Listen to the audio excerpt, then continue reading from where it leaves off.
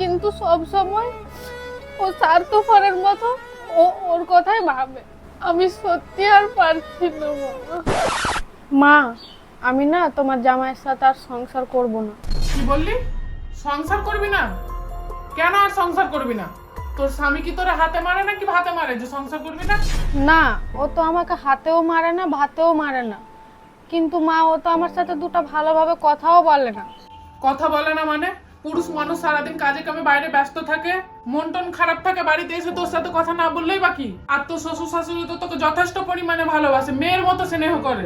না, আমার শ্বশুর বাড়ির সবাই ভালো, কিন্তু যার সাথে আমি সারাটা জীবন কাটাবো, যার সাথে আমি সংসার করব, যাকে আমি বিয়ে করেছি, সে মানুষটা যদি ঠিক না থাকে, সে মানুষটা যদি আমাকে পছন্দ না করে, তাহলে তার সাথে আমি আমার বাকিটা জীবন কিভাবে কাটাবো বলো? ও মনে করে যে আমি ওকে দেখে হিংসা করি, ওর ভালো কিছু হলে আমি সহ্য করতে পারি না।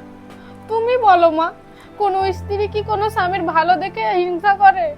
ওর সাথে মা আমার সম্পর্কটাই এমন হয়ে গেছে যেন মনে হয় একই ঘরে দুজন শত্রু, একে অপরকে দেখতে পারে না। ও মনে করে যে আমি ওর সবসময় ক্ষতি চাই। এইভাবে আমি সারাটা জীবন কিভাবে কাটাবো ওর সাথে বলো মা?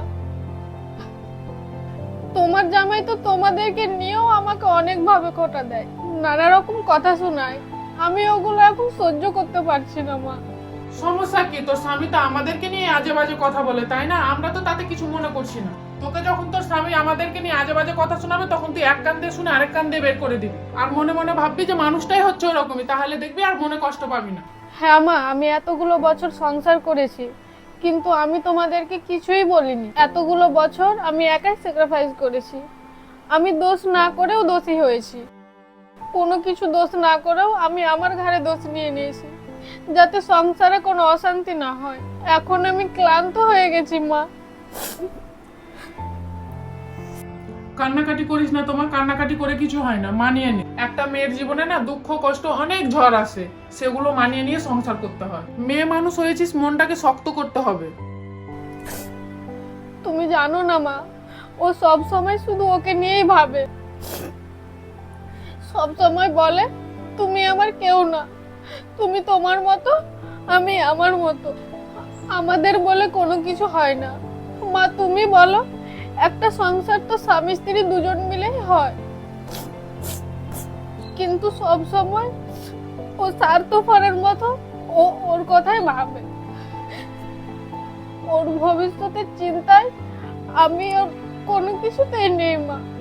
এত কিছুর পরেও আমি ওর সাথে কিভাবে থাকবো? আমি না ওই বাড়িতে ভাত খেতে যখন বসি না মা, তখন আমার এই আঘাত দেওয়া কথাগুলো মনে পড়ে যায়।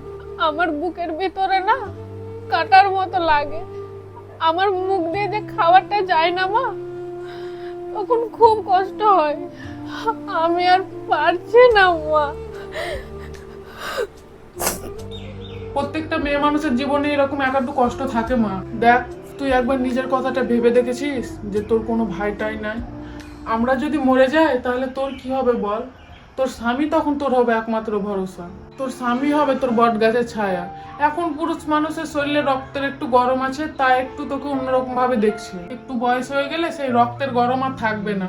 এখন তুই দেখ, তোর বাবা এখন আমার কথায় উঠে আর বসে, আমি যা বলি সেটাই করে। তুই দেখিস তোর জীবনেও এরকম একটা সময় আসবে। চিন্তা করিস না মা, সবকিছু ঠিক হয়ে যাবে। না, তোমরা মানো কি না মানো সেটা আমি জানি না, কিন্তু আমি ওকে অনেকবার মানাবার চেষ্টা করেছি। আমি অনেক ছোট হয়েছি, আমি নিজের ব্যক্তিত্ব জীবন দিয়ে স্যাক্রিফাইস করে দেখেছি। কখনো মনে করিনি যে আমি একটা মানুষ। ওর সাথে আমি সবসময় কুকুর বিলারের মতন হয়েছিলাম। ওর কাছে একটা রাস্তার কুকুরের দাম আছে, তবু আমার কোনো দাম নাই। আমার ওর কাছে কোনো মূল্য নেই মা। মা প্লিজ, আমি আর পারছি না, আমি সত্যি আর পারছি না মা। যখন তুই আমাদের কথা চিন্তা ভাবনা না করে ওই ছেলের হাত ধরে চলে গেছিলি, তখন তোকে আমি বারবার মানা করেছিলাম যে ওই ছেলেটা ভালো হবে না। তখন তো তুই আমাদের কথা একবারও শুনিসনি, একবারও ভেবে দেখিসনি। হ্যাঁ, আমাদের কথা বাদ দে, অন্তত পক্ষে এখন তো সমাজের কথাতে চিন্তা কর। এখন যদি তোর ডিভোর্স নেয়নি, তাহলে তোর বাবাকে বাইরের লোকজন ধরে বলবে যে ডিভোর্স মেয়ে ঘরে এনে রেখেছে। এই বৃদ্ধ বয়সে তোর বাবাকে বাইরের লোক কত অপমান করবে যে ডিভোর্স মেয়ে ঘরে রেখেছে, মেয়ের ডিভোর্স নিয়ে নিয়েছে।